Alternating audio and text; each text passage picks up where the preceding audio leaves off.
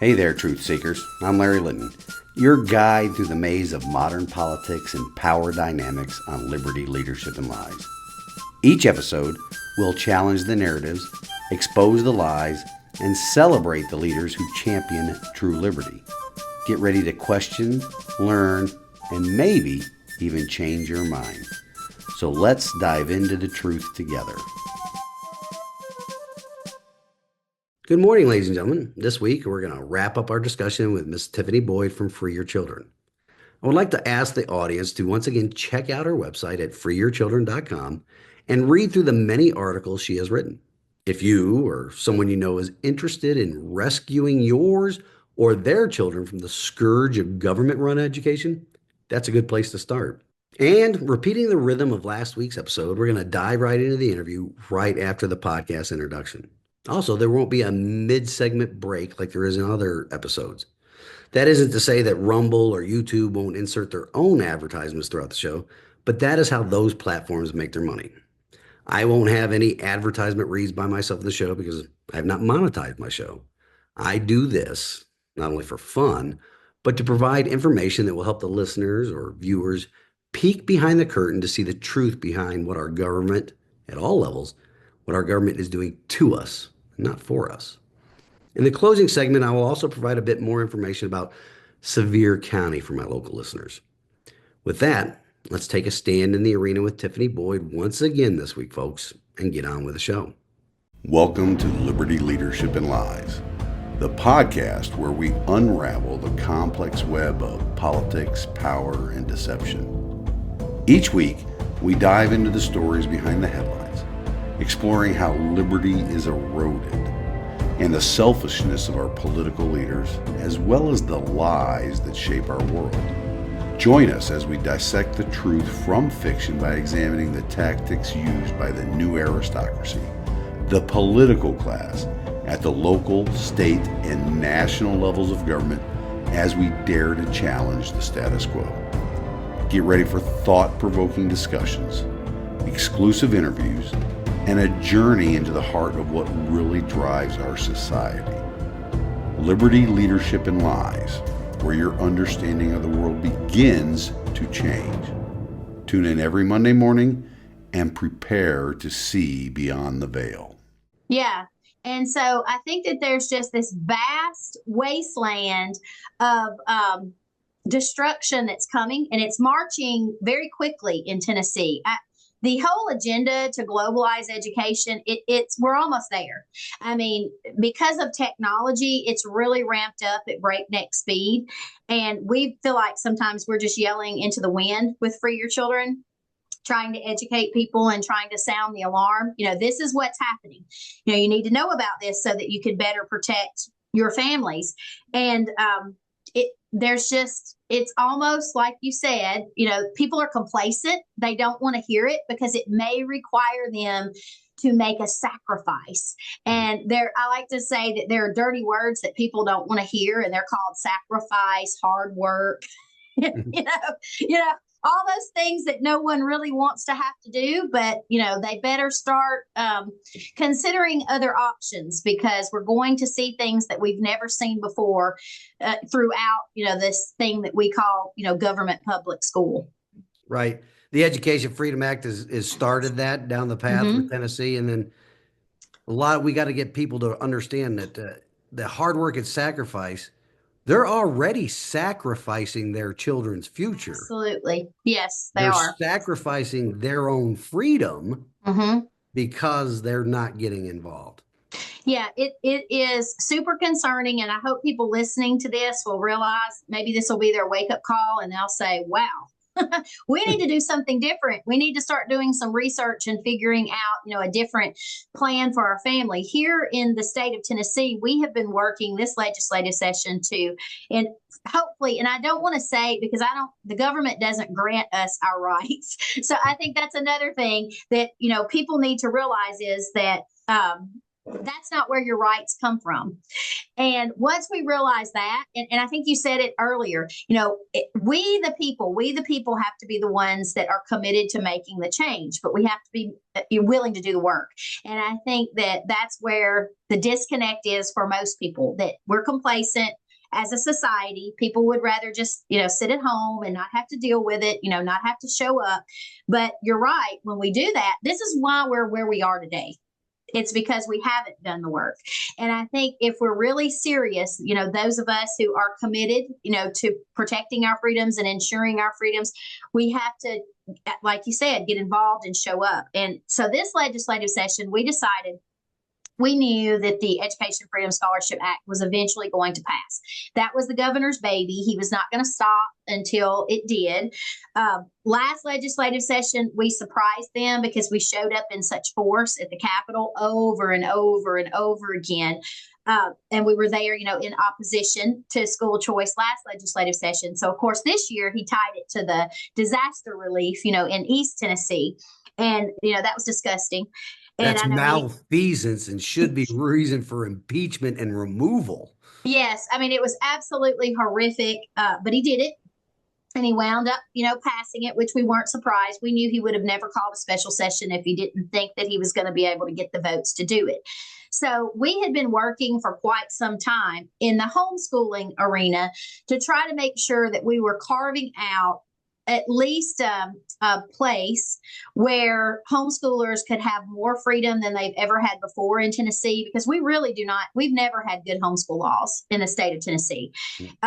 We are not nearly as free as some of the other states, which again is ironic because Tennessee has been marketed as such a free state, but we're really not. And especially, within the homeschool community, we have people that move here from other states that are not red or again, red. And they had far more freedoms to homeschool their children in those states than we did here in Tennessee. So they moved here and they couldn't believe all the hoops that you had to jump through in Tennessee to homeschool your children. And so as the years have progressed, we have seen them again slowly erode homeschoolers' freedom. And they do it, and then they tell you, well, this isn't going to affect you. It's always been like this. It's no big deal. It's always a big deal, always, because it's incrementalism. And that's exactly what they're banking on, is that they can just incrementally do it a little bit at a time until all the freedom is eroded away. So in the state of Tennessee, the majority of homeschoolers are registered under Category 4 schools. You'll hear it called church-related schools, umbrella schools, but that's what it is. So parents are required to find an umbrella, and there are hundreds of them, that best fit their family's needs. You have to pay them a fee, register with them, turn in and then they turn specific things they're required to into the state. And then you have to turn in your grades and your attendance and your curriculum choices to this umbrella to be legal in the state of Tennessee. So that is where the majority of homeschoolers in Tennessee land, in that category, Category 4. So we decided, and we know that through this whole school choice agenda, that the goal is to suck all the homeschoolers into it so that they can control them as well. So we created this legislative session. It's a bill, and it's called the Family Right to Educational Emancipation Act. We call it the FREE Act. The FREE Act. FREE is the acronym for that. And so this category would be a separate and distinct category for homeschoolers. So all the other legal homeschool categories would remain in the state of Tennessee. This is an additional category which would offer true educational autonomy and freedom to the parents who chose to register under that particular option. And so this option would cost the state of Tennessee $0, so it wouldn't cost the state of Tennessee any money. And this category of homeschooling families would not be eligible to accept any government monies to educate their children. And so we're hoping, and so this carves out an area for homeschoolers to land in that would not be utilizing voucher money. And we were there during the special session. The legislators got highly offended when you would call this a voucher program. They call it scholarships. It's all the same. Vouchers, scholarships, ESAs, even tax credits, they're all the same school choice scam. But they would get highly offended and correct anyone, that called it a voucher because it's, quote, a scholarship. But in this category, you wouldn't have to register with the state. You would not be required. You wouldn't fall under the compulsory attendance law. That would be completely done away with. You would not. You would just be free to home educate your children. You wouldn't have to go to the DMV, with a paper saying that your child was enrolled in X, Y, and Z school for your child to be able to get their driver's license. So this would be something that is already happening in other states, in 11 other states to be exact. And we're hoping that Tennessee will be the 12th added to that list so that we can acquire once and for all, true educational freedom in the state of Tennessee. Now, how has it been received with our legislators? Well, we have been up there to speak to our legislators. We were there last week, and some, I believe, I'm going to say many, even though they claim to be conservative, they really think that big brother government should be the one driving the educational narrative in the state of Tennessee. We get this question a lot. What about truancy? How are we going to make sure homeschool kids aren't truant? And we look at them and say, if they wake up alive, they're in their homes. These aren't schools. These are homeschools. And let's face it, truancy is about the money that they're getting off the children that are sitting in the seats of the local school system. Homeschool children aren't truant. So, you hear a lot of those box arguments from our supposed conservative, legislators. But what they're really saying, without saying it, is, we believe that government knows best. We believe that government can educate your children better than you, the parents, which is kind of ironic because isn't that the whole basis of their fake school choice dichotomy, which is, we're going to give parents this money so that they can be empowered and send their children somewhere that they feel like is a better fit for their family. And we're over here going, we're already doing that. We've been doing that, and we don't want your money. We just want you to stay out of our lives. Stay far, far away. You're already failing at the system that you're funding, and now you want to fund private schools so that you can destroy them as well. No thanks. We don't want any of it. It's amazing to me that nobody catches on to that huge self-own of Mm-hmm. school choice, right? Hey, Yes. here's some money to go to a private school because our schools are crap, Right. right? And then you take that money and you go to that private school, then we're going to tell that private school how to operate. Right? Like, It's amazing to me. yes, I'm like, what is the choice? Where is the choice if all choices are government controlled? Have you not connected the dots? That's what this means. It means the government will then control all of your choices. And you're the very ones that are saying you're not happy with the public school system that the same government controls. Right. It's again, if a legislator says, "Hey, the government knows best," Mm-hmm. you got to just turn that right around on them and say, "Prove it to me that your system is better." Yeah. I think I was having an interesting conversation just the other day with someone that had called me about the Free Act and trying to get, people engaged with the bill and, why they needed to support it. And it was very interesting because this individual is surrounded by, liberty loving people, but they want the money that this school choice program is wagging in front of their face. And I said, well, I know a lot of these individuals and, they believe that, 9/11 was an inside government job. They believe that there was, Benghazi was part of, the same, government, doing things to the citizens. But I said, but then when it comes to school choice, they trust the government. So here's the disconnect. The same individuals that don't trust the government now suddenly trust the government because they're going to give them government money to educate their children. We need to look at the bigger picture here. I think that people need to, first off, let's talk about the government giving us money. I've heard this. I know you've heard it. Have you heard people say before, I want my money back? It's not your money because if Exactly. you're paying over $7,000 in Yes. property taxes, Yes.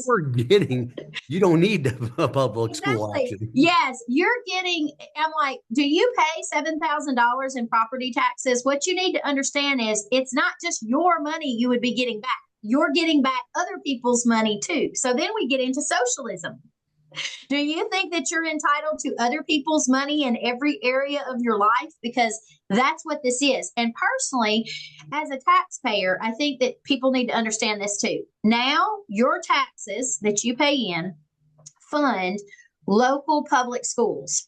one avenue of education. Now that we have passed the Education Freedom Scholarship Act, your tax dollars are going to be funding public schools, and now they're going to be funding a second avenue, which is now private education. So now you're going to be funding two government controlled areas of education. So now you're and this program always fiscally explodes. It never gets smaller. It's only going to continue to cost the taxpayers more.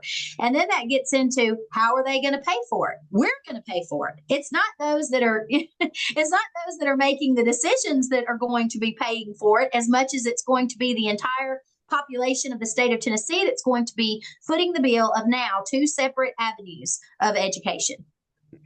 Somebody needs to introduce a bill, a true fiscal conservative, introduce a bill that says any program that you voted on to approve that explodes its budget, you are personally responsible for the difference. Yes. That Yes. that would put a little bit of accountability, a little bit of fear into Yeah. these guys. I mean, I have interviewed so many people across the nation who come from states where school choice has passed, and hearing them talk about what this has done to their budget has just been unbelievable. And I'm thinking, do they look at these other states? Like, this is a disaster. Even in Tennessee, the charter schools that were approved in Rutherford County that opened, I think the last time I looked, it was costing the residents of that county, millions of dollars more than what they had originally said it was going to cost them there. And some of those charter schools, when they opened, at least one of them that I know of for certain, because I posted about it, because they had actually leaked their opening, I guess. It was a nightmare. And the parents who had unwittingly enrolled their children in that particular charter school in Rutherford County were sounding off in the comments about what a horrible experience it was, and how awful things were going there. And those schools are costing the taxpayers millions of dollars more than they had originally claimed that they were going to cost. And then you look at the whole premise behind a charter school, and some people don't understand that charter schools are the first leg of school choice. They are the perfect example of taxation without representation. They appoint those boards. They're not elected, so there's no accountability.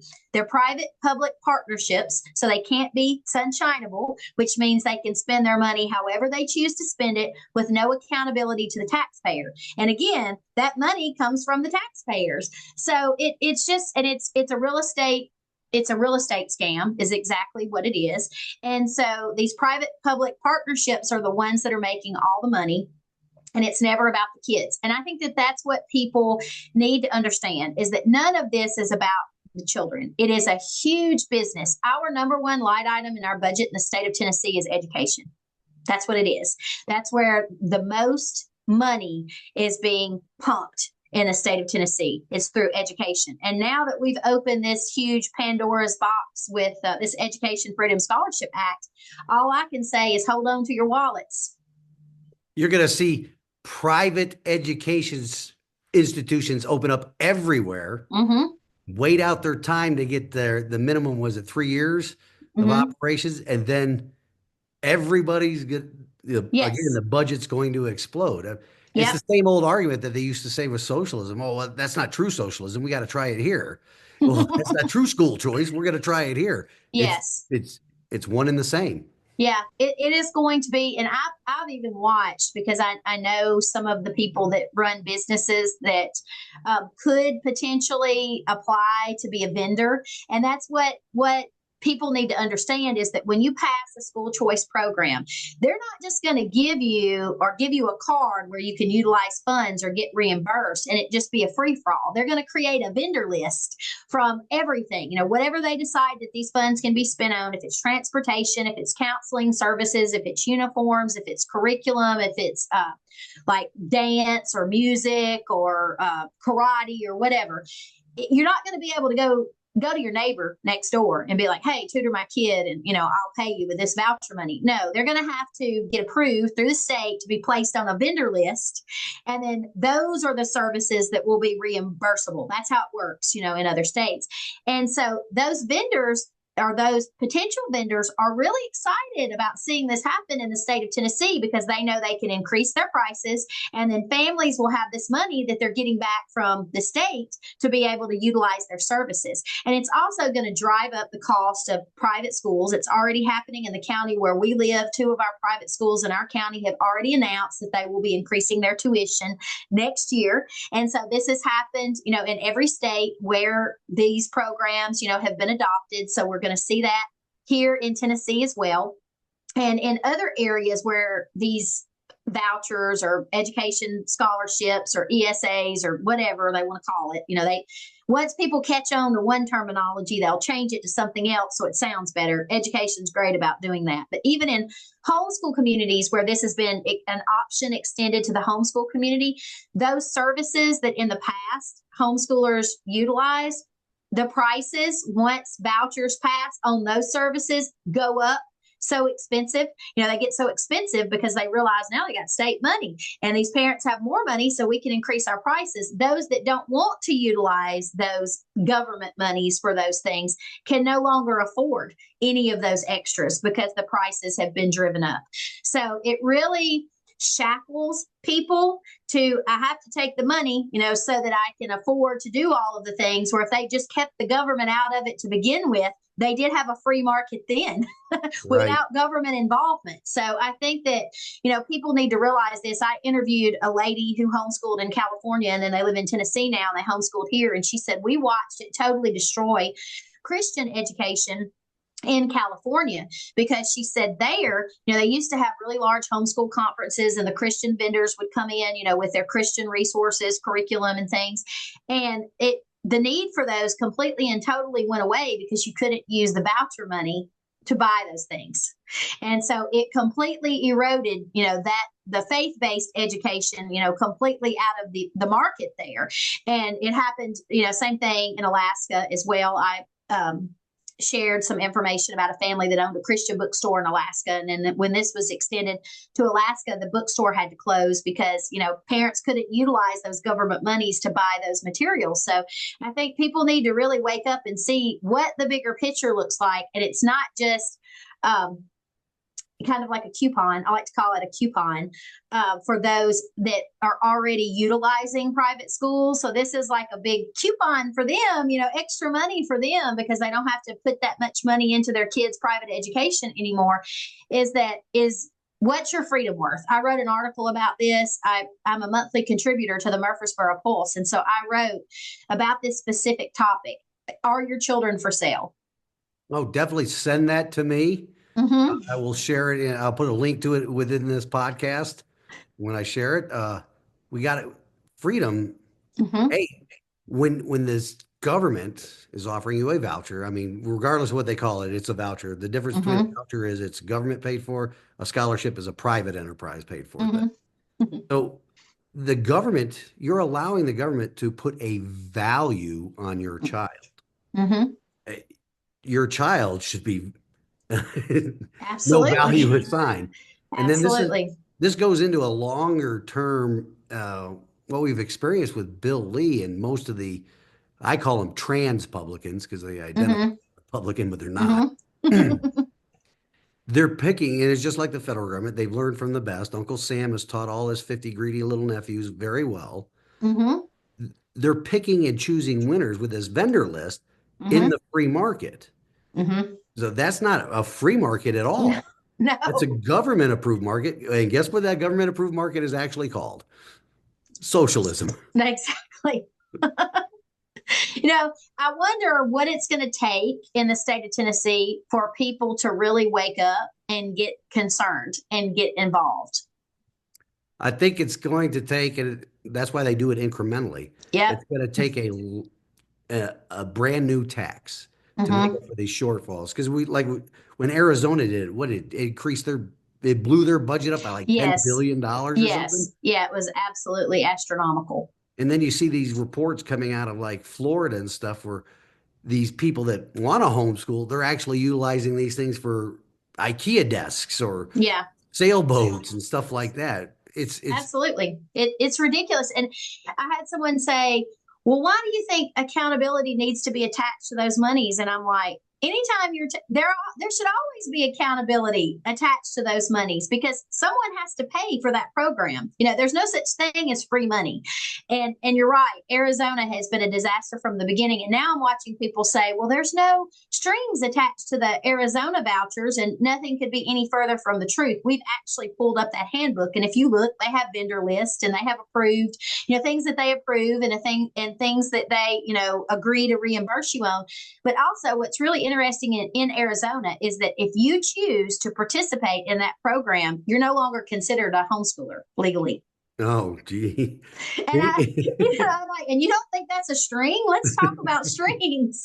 So there's nuances in all of this, and again, it fiscally that should be enough for anyone to not want to emulate what's going on in Arizona. Is the fact that, like you said, it has just destroyed that state fiscally because the program is just so out of control there. And that's what's coming to Tennessee. And Absolutely. I Mm-hmm. don't know what will wake people up until, I mean, COVID did wake up a lot of parents because we actually saw the garbage that the Mm-hmm. curriculums had in it. But we also have very unresponsive school boards that just Mm-hmm. they don't take questions or they don't Mm-hmm. engage in dialogue. Yep. So, and that still hasn't changed much. Right. What is it going to take? It's going to take an explosion of our budget and a large tax increase, which Mm-hmm. always accompanies any new government entitlement program. Uh, Yep. and we see this thing with Doge happening on the national level. Just Mm-hmm. imagine what they would find here in Tennessee. Oh. Just imagine. If I am only. so looking forward to diving into the campaign finance records of everybody that voted for the Education Freedom Act. I, Yeah. I mean, I had a long back and forth with old Michael Lotfi of AFP on Bookface the last Yep. week before Mm-hmm. last. What this guy's about to go down with Glenn Casada for the corruption there, but Yep. people listen to him still. Oh, he was there during the special session. Last legislative session, AFP had another very prominent lobbyist who I had some exchanges with in the hallway as we were there, fighting back against the voucher scam.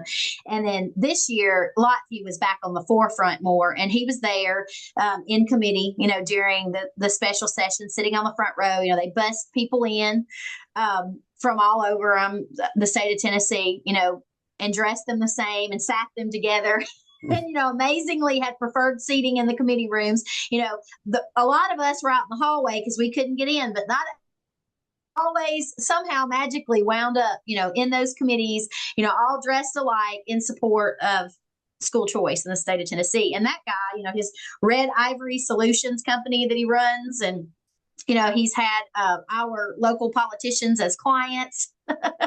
And you look into that, and like you said, the whole Glenn Casada situation, and I mean, I'm like you. Do people not do background checks on anyone? I mean, they just let anyone come in and start selling us a song and dance, and then we fall for it, and we allow them, to implement their agenda and have their way, with our state. And that's the most frustrating thing to me is that I've seen numerous polls about what the um, opinion was on vouchers in the state of Tennessee, and overwhelmingly, the constituents did not want that program.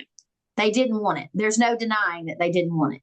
And yet everyone that supported it started put advertising this Beacon Center poll. Yes. Of course, Mm-hmm. with what, 700 people? Yeah, they Exactly. polled the 700 people that already had their kids in private schools that now are going to get the Exactly. free money. Yes. Yeah.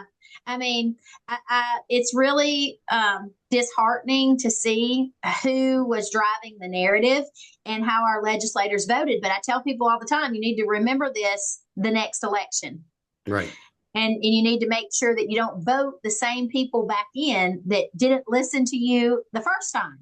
And, hopefully people will listen and get engaged and show up. we're in a crisis in Tennessee. I have written about this extensively. Is our constitutional republic going to be replaced soon in the state of Tennessee? And I think that what I did, and because my wheelhouse is education, so most everything that I'm going to research or report on is going to deal with education, parental rights, and the constitutional rights tied to all of that. And one thing that we were finding is that the layout of the charter school commission, the state board of education, those that sit on the state board of education, these are appointments. These are boards that are appointed and not elected that are making decisions for the state of Tennessee. And guess who's at the top making those appointments? The governor. And So, nobody vetted Bill Lee when he was running for governor. right, right. If they had done so, they would have found out that there was not a Democrat cause he did not contribute to. Mm-hmm. Yeah, I mean, and we've seen it, even, okay, here's another bill that we were totally opposed to. And it was when the bill that they were running, they were going to bypass local boards of education with these charter schools. So, for instance, if a charter school applies to the local board of education, the board of education, your local board of education with people that you have elected, in your county to represent, the county and make decisions for the schools that operate within that county, could look at the application and say, no, this charter school is not a good fit for our community. We're going to vote it down.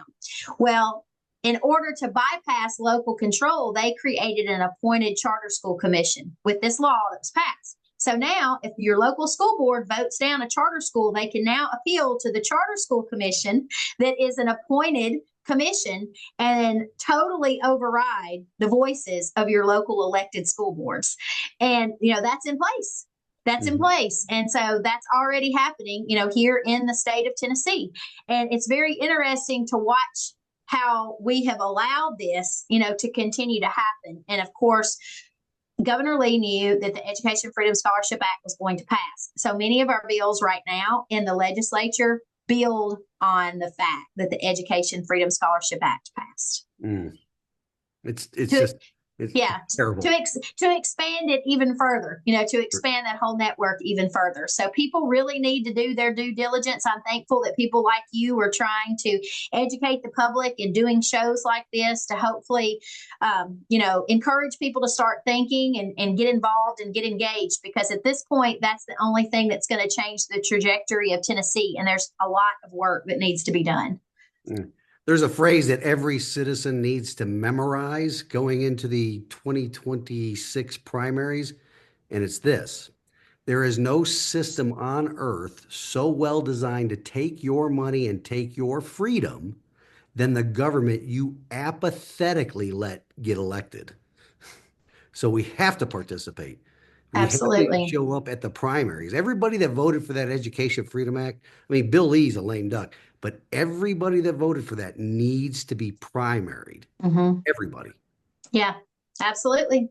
I think that, I told the homeschool community when we were talking about the landscape of what we were seeing in Tennessee is that now, and even before the Educational Freedom Scholarship Act passed, because we knew they weren't going to give up. I mean, this is going on all across the U.S. They just keep coming back every year and trying to get these school choice bills passed.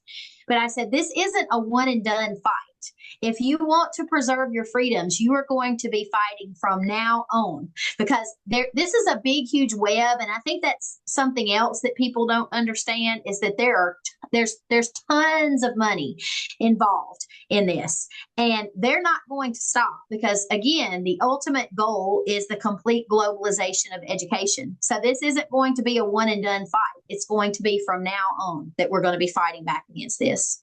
And it's the globalization that you're going to pay for. Exactly. Well, What is it they say? You're going to own nothing and be happy. I mean, that's where we're headed. So, eat bugs and be happy too, that's right? right. That's right. So you better, wake up.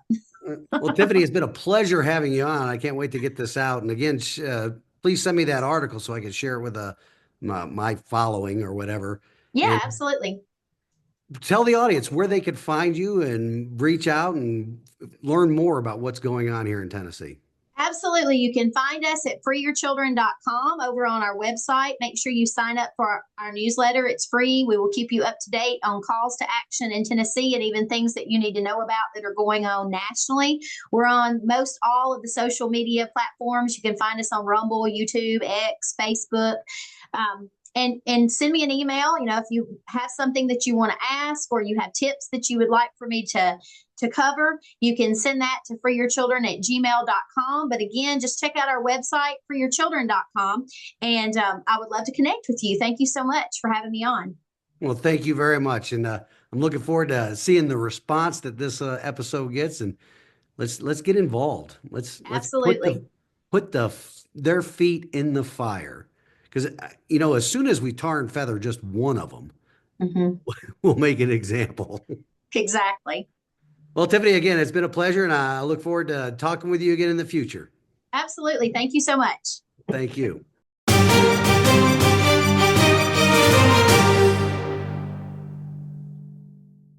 Well, folks, I hope you enjoyed listening or watching this discussion as much as I enjoyed participating in it.